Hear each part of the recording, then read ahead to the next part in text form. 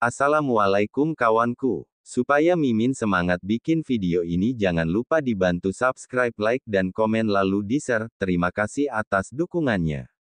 Mimin doakan semoga panjang umur sehat selalu untuk kawan. Selamat menyaksikan video ini. Mari kita lanjutkan cerita sebelumnya. Judul cerita: Legenda Raja Serigala. Bab 977. Hanya dalam sekejap, Pak Yuda berubah menjadi titik hitam kecil dan akhirnya menghilang dari pandangan Teguh. Guruu. Teriakan sedih menggema di tebing ini. Namun, tidak ada jawaban sama sekali. Enggak. Melihat Pak Yuda jatuh ke jurang dengan mata kepalanya sendiri, Teguh sontak melotot marah dan meraung putus asa. Satu demi satu kenangan terlintas di dalam benaknya. Selama puluhan tahun, Pak Yuda telah membimbingnya dengan sepenuh hati. Mengajarinya ilmu medis, seni bela diri, mengajarkan tentang etika dan bagaimana cara bersikap. Pak Yuda telah memperlakukannya dengan penuh kebaikan yang akan sulit untuk dibalas seumur hidupnya. Tanpa Pak Yuda, Teguh tidak akan bisa menjadi Raja Serigala Serenara seperti sekarang. Bahkan, Pak Yuda mengorbankan nyawanya sendiri untuk menyelamatkan Rina. Pada saat ini, hati Teguh bergejolak marah, semua keraguannya pun sirna. Jaga dia baik-baik. Tak lama kemudian, Teguh berbalik, menyerahkan Rina yang sudah pingsan ke Palawidya, dan langsung berlari menuju orang berpakaian hitam tersebut. Kamu harus mati. Kamu beneran harus mati, sialan. Suara Teguh sangat dalam, tetapi terdengar seperti raungan binatang buas purba, membawa niat membunuh yang berkobar-kobar. Mati kamu. Sedetik kemudian, Teguh melompat tinggi ke udara, lalu menyerang si orang berpakaian hitam. Tanpa mengubah raut wajahnya, orang berpakaian hitam itu meninju bahu Teguh. Teguh sontak terjatuh dengan keras ke tanah. Namun, tanpa ragu, dia kembali berdiri setelah menyeka darah di sudut bibirnya. Kemudian, dia kembali melompat dan menyerang pria itu sekuat tenaga. Sayangnya, pria itu kuat sekali, dia memiliki kekuatan absolut untuk menekan Teguh. Serangan Teguh berhasil dia tangkis berkali-kali, bahkan terlihat sangat santai saat melakukannya. Pertarungan kedua orang ini nyaris seperti pertarungan sepihak. Widya menonton dengan ngeri. Akan tetapi, jika dilihat dari sudut pandang Teguh, wajar bila dia bersikap seperti ini. Rina adalah istrinya yang diculik oleh orang berpakaian hitam tersebut, sementara Pak Yuda adalah guru Teguh yang bahkan rela mati untuk menyelamatkan Rina. Dalam situasi seperti ini, meskipun Widya merupakan seorang detektif berpengalaman yang telah menangani banyak kasus, dia tidak bisa menemukan kata-kata yang tepat untuk menenangkan Teguh. Teguh benar-benar sudah menggila, seperti serigala kesepian di tengah padang rumput. Dia sadar bahwa dirinya tidak sekuat lawannya, tetapi terus menyerang lagi dan lagi, siap untuk bertarung sampai mati. Dengan nama serigala, dia tak akan mundur sebelum mencapai tujuannya, sekalipun nyawa harus dipertaruhkan. Brutal. Gila. Seolah-olah hidup dan mati sudah tidak penting lagi untuknya. Menyaksikan pertarungan seperti ini membuat Widya merasa ngeri. Setelah beberapa kali bertempur, orang berpakaian hitam itu pun kehilangan kesabarannya. Usai kembali mengalahkan Teguh dengan satu pukulan, dia berujar dingin, "Teguh, aku kasih kamu kesempatan terakhir. Kalau kamu kasih harta karun itu, kamu bisa selamat." Harta karun. Teguh yang sudah tenggelam dalam kegilaan, kembali menyerang tanpa ampun. Cari mati. Seraya mendengus dingin, orang berpakaian hitam itu kembali meninju dengan tajam. Namun, kali ini, energi di tangannya berubah menjadi angin kencang, membawa kemarahan yang tak terbatas. Detik berikutnya, tubuh Teguh kembali terlempar dan mendarat ke tanah dengan keras, lalu meluncur dan menghantam bebatuan besar di sekitarnya sebelum akhirnya berhenti. Dia memuntahkan darah yang ada di mulutnya dan mencoba untuk bangkit kembali, tetapi sayangnya dia gagal. Karena kamu kelihatannya memang cari mati. Dengan lompatan ringan, orang berpakaian hitam itu tiba di dekat Teguh. Sepasang matanya menatap dari atas dengan dingin dan kejam, seperti binatang buas yang menatap mangsanya. Kupenuhin kemauanmu. Setelah mengatakan hal ini, tanpa ragu, pria berbaju hitam itu melayangkan tamparan ke kepala Teguh sekuat tenaga. Bab 978. Enggak, melihat Teguh yang hampir mati di bawah tangan orang berpakaian hitam itu, Widya sontak marah dan berteriak histeris, bahkan dia berniat untuk meninggalkan Rina dan langsung menyerang pria itu demi menyelamatkan Teguh. Akan tetapi, di saat yang bersamaan, ada beberapa orang yang muncul dari balik bebatuan di gunung. Swoosh, swoosh. Kecepatan mereka memang tidak begitu tinggi, bahkan jauh lebih lambat dibanding si orang berpakaian hitam itu. Namun, semangat juang mereka menyatu, seperti badai besar yang menerjang dari langit. Mereka siap untuk menghancurkan segala sesuatu di depan mereka. Siap mati untuk mencapai tujuan. Itu adalah bayangan dan para rekannya yang datang untuk menyelamatkan Teguh di saat situasi mulai memburuk. Orang berpakaian hitam itu mendengus dingin, terpaksa harus mengurungkan niatnya untuk membunuh Teguh. Dia lantas berbalik untuk menghadapi mereka dan perlahan mengayunkan telapak tangannya. Meskipun serangannya lambat, itu mampu membawa angin kencang yang langsung menciptakan badai debu dan bebatuan. Energi yang luar biasa ganas itu seperti gunung, mampu memberikan tekanan besar pada dada semua orang, bahkan Widya yang berada agak jauh pun kesulitan bernapas. Sayangnya, badai yang diciptakan oleh pukulan itu tidak cukup untuk membuat bayangan dan yang lainnya mundur. Melihat Teguh tergeletak di tanah dengan tubuh berlumuran darah, mereka menjadi lepas kendali dan melayangkan serangan sekuat tenaga. Semua itu dilakukan semata-mata untuk menyelamatkan nyawa Teguh. Namun, kesenjangan kekuatan di antara kedua belah pihak masih terlalu besar. Dalam waktu singkat, bayangan dan lainnya sudah terdorong mundur hingga muntah darah, mengerang, menjerit, atau bahkan terlempar ke belakang. Mereka baru saja mencapai alam bela diri master, jelas tidak sebanding dengan orang berpakaian hitam depan sana. Namun, yang membuat terkejut adalah, meskipun terluka parah, mereka tidak menunjukkan tanda-tanda untuk menyerah. Sebaliknya, mereka kembali bangun dan menyerang lagi. Dengan darah yang masih belum kering, serta langkah yang terhuyung-huyung. Mereka kembali menyerang dengan semangat yang tak tergoyahkan tanpa memedulikan keselamatan diri sendiri. Ternyata cuma sebatas alam bela diri master. Orang berpakaian hitam itu memandang bayangan dan lainnya. Penuh dengan penghinaan. Kalian cuma orang-orang lemah, berani-beraninya nantangin aku. Dasar nggak tahu diri. Selesai bicara, pria itu kembali melancarkan serangannya. Dengan gerakan yang sama, pemandangan yang sama pun terjadi. Bayangan dan yang lain kembali terlempar ke belakang. Semuanya sudah terluka parah. Suasana menjadi makin mencekam. Tepat ketika orang berpakaian hitam itu bersiap untuk membunuh mereka, tiba-tiba sebuah suara menggelegar terdengar dari kejauhan, benarkah? Terus, aku gimana? Dua sosok muncul secara beriringan. Mereka adalah Terjasvi dan Sena dari Sekte Obat-obatan. Mata pria itu langsung memicing kala melihat kedatangan keduanya. Wush! Dalam sekejap, Tejasvi sudah berada di depan orang berpakaian hitam itu, dan tanpa banyak bicara, dia langsung menyerang dengan serangkaian pukulan telapak tangan. Buff! Buff! Buff! Setelah melayangkan 3 pukulan berturut-turut, Tejasvi berdiri di hadapan Teguh dengan gagah. Sementara orang berpakaian hitam itu, sudah terlempar jauh setelah menerima 3 serangan telapak tangan Tejasvi. Darah mengalir dari sudut bibirnya, menunjukkan bahwa dia memang terluka dalam pertarungan barusan. Usai menenangkan diri, dia sontak mendengus dingin. Bab 979. Melihat bahwa situasinya tidak menguntungkan, orang berpakaian hitam itu lantas berpura-pura menyerang dengan ganas untuk mengelabui mereka sebelum akhirnya berbalik arah dan melarikan diri. Hanya dalam beberapa lompatan, dia sudah berada lebih dari 10 meter jauhnya. Mau kabur, nggak segampang itu. Tejasvi segera mengejarnya. Teguh. Di sisi lain, Sena membantu Teguh berdiri dan memeriksa denyut nadi di pergelangan tangan pria itu dengan serius. Namun, raut wajah Sena tiba-tiba berubah, alisnya berkerut dalam, kemudian dia segera mengeluarkan 1 set jarum perak. Puluhan jarum perak menusuk tubuh Teguh, menstabilkan aliran darah dan melindungi pembuluh darahnya. Teguh, gimana perasaanmu? Sena bertanya dengan penuh perhatian. Teguh menghela napas, memilih tak menjawab pertanyaan Sena. Dia berjalan terlatih-tatih ke tepi tebing seraya berteriak, "Guru, guru, guru!" Sayangnya, hanya desiran angin kencang yang terdengar.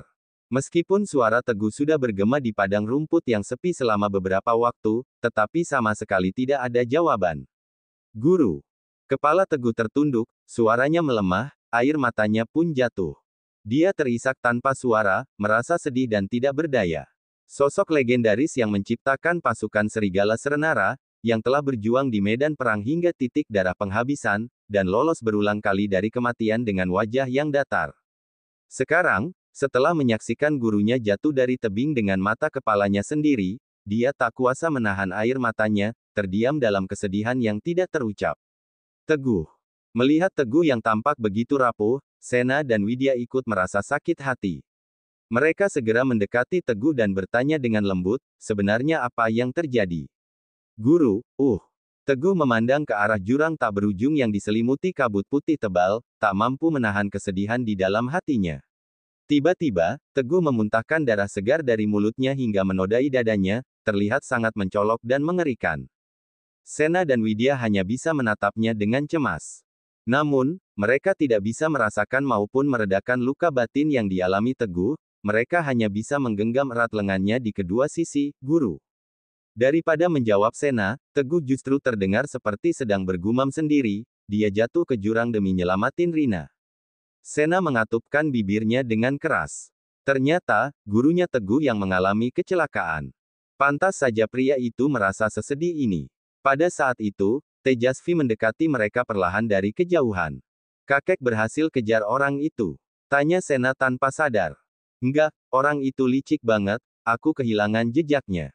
Tejasvi menggelengkan kepalanya, lalu melihat ke arah Teguh sembari memperhatikan darah segar di dada pria itu. Dengan kening berkerut, dia bertanya dengan suara dalam, gimana keadaannya? Dia cuma ngalamin sedikit luka dalam, tapi sudah kukendalikan pakai jarum. Tapi, ekspresi wajah Sena diliputi oleh kesedihan, suaranya berubah lirih, gurunya jatuh ke jurang. Tejasvi lantas mendekati tepi tebing dan mengamati sekeliling. Melihat kabut tak berujung dan merasakan angin dingin yang menusuk, dia tanpa sadar berkata dengan penuh kesedihan, tebing ini tinggi banget. Kalau dia bukan master alam bela diri suci, dia pasti. Tejasvi menggelengkan kepala, tak berniat melanjutkan ucapannya. Enggak mungkin. Saat mendengar ucapan Tejasvi, Teguh menjadi makin gelisah dan terguncang. Guru itu kuat banget dan nggak terkalahkan, mana mungkin dia mati gitu aja. Semua orang terdiam ketika melihat reaksinya. Sena dan Widya mendesah pelan, tidak tahu harus bagaimana untuk menghiburnya. Aku mau cari guruku. Teguh melepaskan diri dari pegangan mereka dan bergegas mendekati tepi jurang, ingin mencoba turun tebing untuk mencari Pak Yuda. Sayangnya, tebing itu sangat curam, bahkan keras sekalipun akan kesulitan memanjatnya, apalagi Teguh yang tengah terluka. Baru saja mulai, dia sudah nyaris jatuh beberapa kali. Andai Tejasvi tak menariknya, dia mungkin sudah jatuh ke jurang. Tebing ini terlalu curam, tanpa peralatan khusus, Teguh saat ini tidak mampu menuruninya. Bab 980. Teguh menarik napas dalam-dalam dan mulai mengatur semuanya.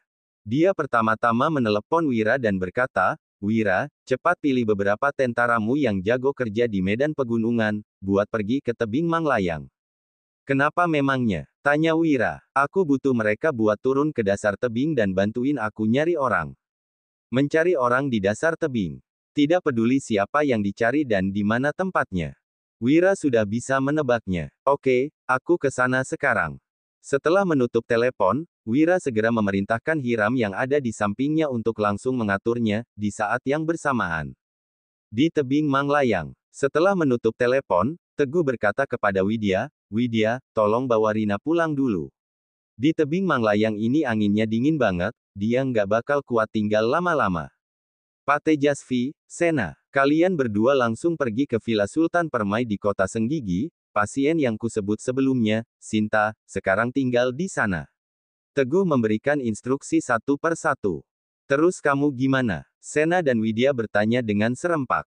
Aku. Teguh terdiam sejenak, kemudian dia berbalik dan menatap tebing yang diselimuti kabut. Aku bakal tetap di sini, nungguin orang-orangnya Wira datang, ujarnya dengan tegas. Aku nggak percaya. Pak Yuda sudah ngelewatin banyak banget kejadian di hidupnya, nggak mungkin dia bakal jatuh di tempat kayak gini. Widya, Sena, dan bahkan Tejasvi terdiam, tapi setelah beberapa saat, Sena berkata dengan khawatir, Teguh, kondisimu lagi nggak bagus. Kalau kamu kena angin dingin lagi, takutnya. Aku baik-baik saja. Kalian pulang duluan saja. Toh, Masih ada bayangan sama yang lainnya di sini, aku nggak bakal kenapa-kenapa, ujarnya dengan tegas. Sena menghela napas pelan, tidak berkata apa-apa lagi. Setelah itu, mereka akhirnya pergi dari sana. Tidak lama kemudian, Hiram datang bersama banyak tentara yang dilengkapi dengan seperangkat alat tempur dan berbagai alat panjat tebing. Di mana tempatnya, Guru? Tanya Hiram dengan napas yang tersengal-sengal. Teguh mengangguk kepada mereka, kemudian menunjuk ke tebing yang ada di depan. Di sini, cepat mulai saja. Para tentara segera menurunkan barang bawaan mereka dan mulai mengenakan perlengkapan panjat tebingnya. Sambil memakai peralatannya, Hiram bertanya dengan pelan, "Guru, siapa yang jatuh ke dasar tebing?" Dalam perjalanan menuju gunung, Hiram bertemu dengan Sena, Widya dan yang lainnya. Dia juga melihat istri gurunya, Rina. Oleh karena itu, dia merasa sangat penasaran. "Guruku." Teguh menjawab dengan suara parau, embusan angin dingin membuatnya terdengar begitu suram dan memilukan. Mendengar itu, Hiram sontak gemetar. Teguh sendiri adalah gurunya. Bukankah itu artinya guru yang dimaksud itu adalah kakek gurunya? Tidak heran Teguh terlihat sangat sedih. Hiram tidak bertanya lebih banyak lagi, khawatir akan membuat Teguh makin terpukul. Dia dengan cekatan mengenakan semua perlengkapan, memeriksa tali pengaman sekali lagi, dan kemudian turun bersama para tentara. "Guru, jangan khawatir," ucapnya sebelum turun. "Aku pasti bakal selidikin soal keberadaan kakek guru." Ketegasannya bagaikan pedang yang menebas es dan salju. Teguh mengangguk tanpa suara, sebelum akhirnya menatap kabut tak berujung dan tenggelam dalam pikirannya sendiri.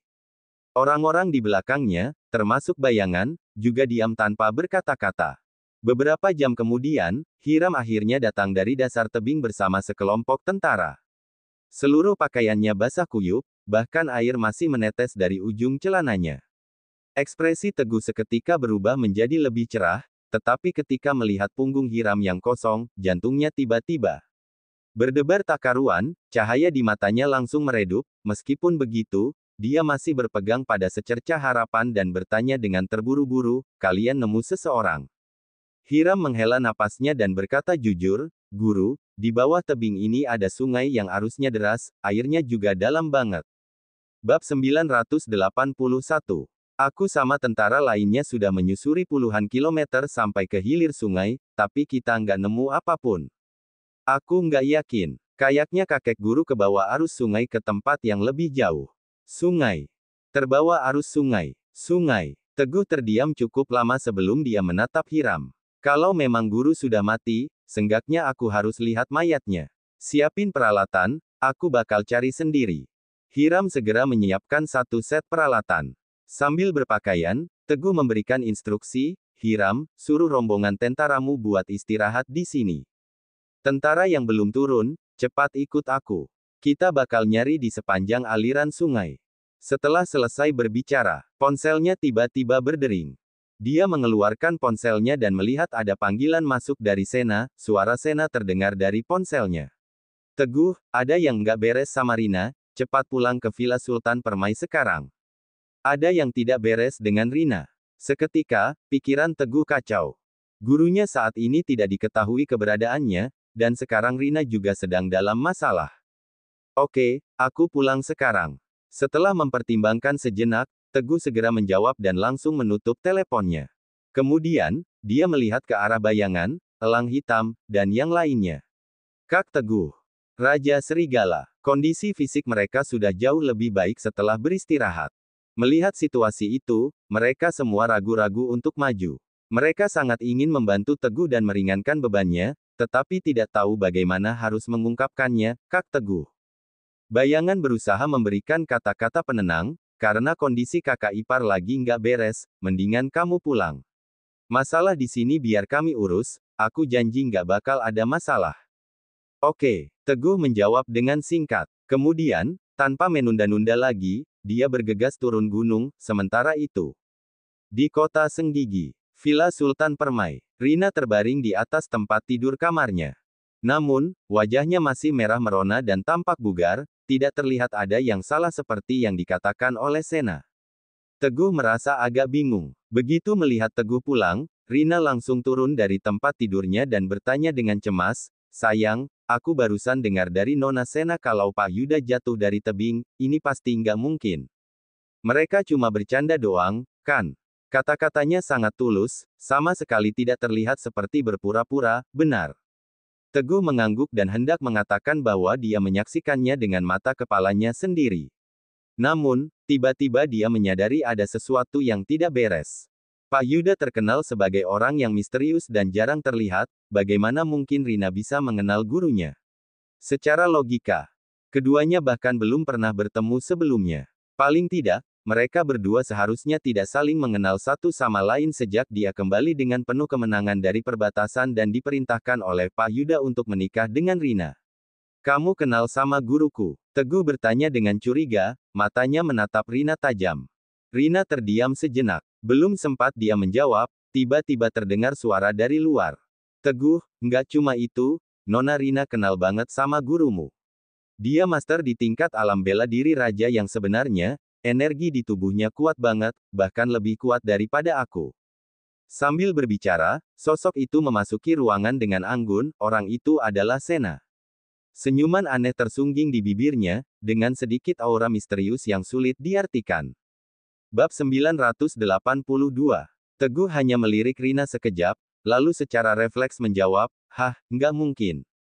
Beberapa hari yang lalu, ketika dia dan Rina tidur bersama, mereka berhubungan dengan intim dan penuh gairah. Teguh dapat memastikannya. Pada saat itu, Rina masih seorang wanita lemah yang tidak memiliki kekuatan sama sekali, tidak ada sedikit pun energi dalam tubuhnya.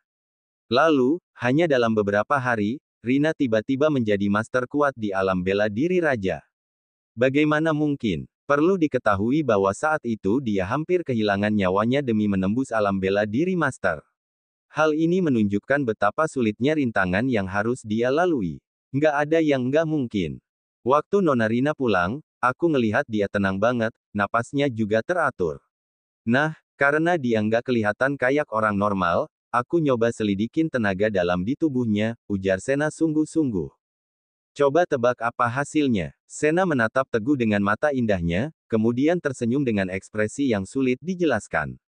Teguh mengernyitkan keningnya, tetapi tidak mengatakan apapun. Hasilnya, aku hampir saja cedera waktu dia nepuk aku pakai satu telapak tangannya, lanjut Sena, ini.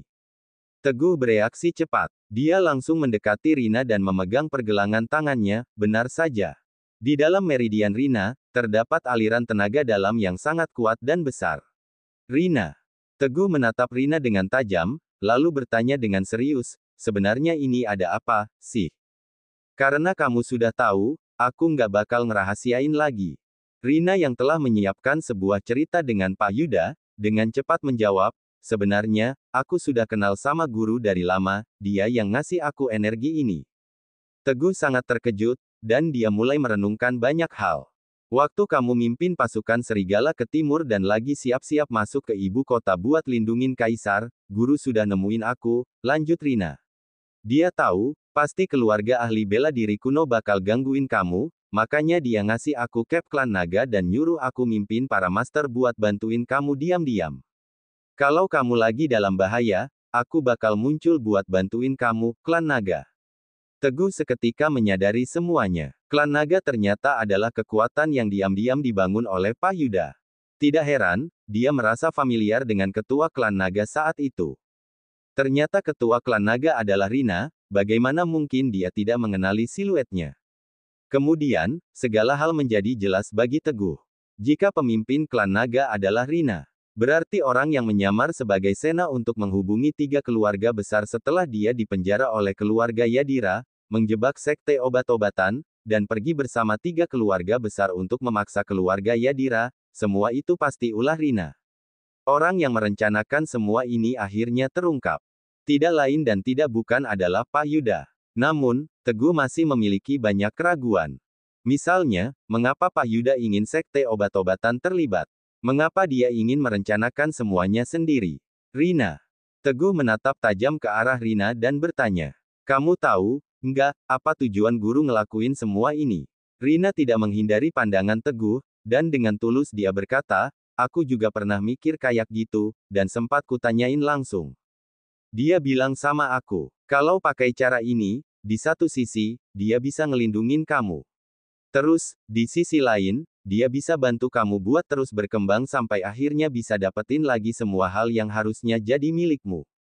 Apa yang dia maksud harta karun keluarga Sabel?